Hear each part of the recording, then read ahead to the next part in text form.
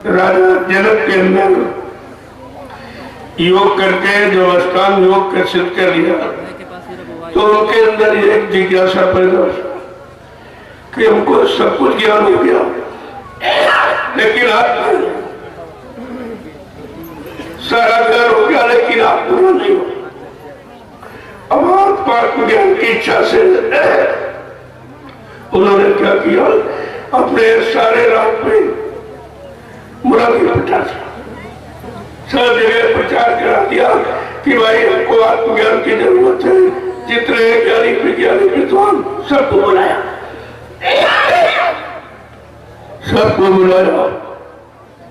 जब सब विद्वान आ गए तो राजा जनक ने कहा कि हमने आप लोगों को आमंत्रित निमंत्रित क्यों किया कि हमको आत्मज्ञान की जरूरत है। अगर तुम्हारे में से किसी को हो तो आप दे दीजिए। अब बेचारे वो बड़े चक्कर में पड़ गए कि भाई आत्मज्ञान क्या होता, हमने तो कभी सुना नहीं, हमको तो केवल अच्छे ज्ञान सिखाया गया जो किताबों में लिखा है, यानी भौतिक लोगों के अनुभव का तो नहीं भाई हमको आत्मज्ञान चाहिए।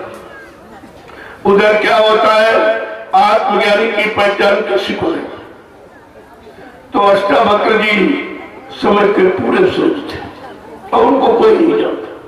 संतों की कोई पहचान नहीं है, इतनी सादगी में रहते हैं कि आप उनको पहचान नहीं सकते। तो अष्टावक्र जी ने अपनी माँ से कहा कि माँ मैं भी जाऊंगा, मेरी भी इच्छा हो रही है। तो कहा तू वहां कहा जाएगा, उसके और राजा के यहाँ बड़े बड़े विद्वान और मतलब यानी सब आए हुए, तो क्या जाएगा। अब माँ बाप को भी नहीं मालूम कि मेरा बेटा आत्मज्ञानी है, तो बड़ी इच्छा कि तुम्हारे अच्छा क्या इच्छा। तो राजा जनक जब पहुंचे हैं, राजा जनक की सभा में जब अष्टावक्र जी पहुंचे तो उनको देख के सब हंसने लगे बड़ी जोर से, क्योंकि वो टेढ़े मेढ़े थे, काले कुबड़े थे। तो उन्होंने कहा कि राजन ये चमारों की सभा क्यों बुलाई है। ऐसा कहने पर एकदम सारे विद्वानों के अंदर दिल में बड़ी असर के बड़ा बुरा शब्द कह दिया। तो लोगों ने कहा कि आपने चमार कैसे कर, कल तू मेरे चमड़े की पहचान कर रहा है, ये काला है, टेढ़ा है, मेरा है, कुबड़ा है, लेकिन आत्मज्ञान कोई चमड़े में नहीं होता, वो तो अंदर की चीज है। और कहा राजन अगर तू आत्मज्ञान चाहता है तो जो मैं कहूंगा उससे पालन करना पड़ेगा। कहा हमारा छोड़ूंगा, कहा मैं करूंगा। कहा अच्छा ऐसा कर, सिंहासन से उतर और जहां ये सभासदों की जो जूतियां बड़ी इन पर बैठ जाते। अब राजा के लिए इतना बड़ा आदेश तो बहुत बड़ी चीज है, लेकिन आत्मज्ञान पाने के लिए सब कुछ न्यौछावर करना पड़ता, मान सम्मान सामान सब। तो कहा ठीक है लूंगा। तो पहुंचे, पर से वो जूतियों पर बैठ गए तो जितने विद्वान से सब कहते देखो राजा कितना मूर्ख है, और वो आया टेढ़ा मेढ़ा, वो सिंहासन पर बैठ गया और राजा को जूतियों पर बैठा दिया। और वहीं से उन्होंने खींचना शुरू किया, लेक चढ़ावत खींचत गाड़े और काबू न रखा रहे सब ठाड़े। सब मौजूद रहे, किसी ने वो देख नहीं पाया वो आत्मज्ञान की डोरी उन्होंने कैसे फेंकी और कैसे अंदर में राजा जनक को खींच लिया।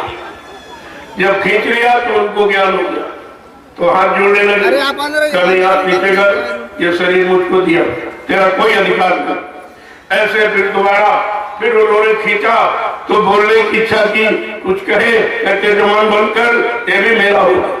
कहने का मतलब आत्मसमर्पित भाव ही हमारा है, यही आत्मज्ञान है। जब तक आत्मसमर्पित आप नहीं होगे आत्मज्ञान आपको ऐसे मिलने वाला नहीं है।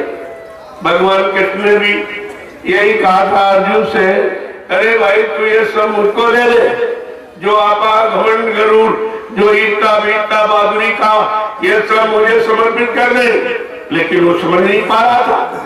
समझना भी बड़ा आसान है, क्योंकि इतना खेल कराया उसी के द्वारा, उसी खेल में वो फंस गया और अभिमान वो जरूर करता कि मैंने महाभारत किया, मैंने इनको मारा उनको मारा। कहते नहीं, तेरी भूल है, ये मेरी दया ने काम किया। अब दया को बेचारा वो क्या समझे, कैसे दे दी गई। बहुत समझाया, समझाते समझाते उसी में गीता का चयन हो गया। केवल गीता का चयन यही कहता कि अर्जुन को आत्मज्ञान कैसे कराया जाए, उसको अंदर की जानकारी कैसे दी जाए, तो ये सब कराया है।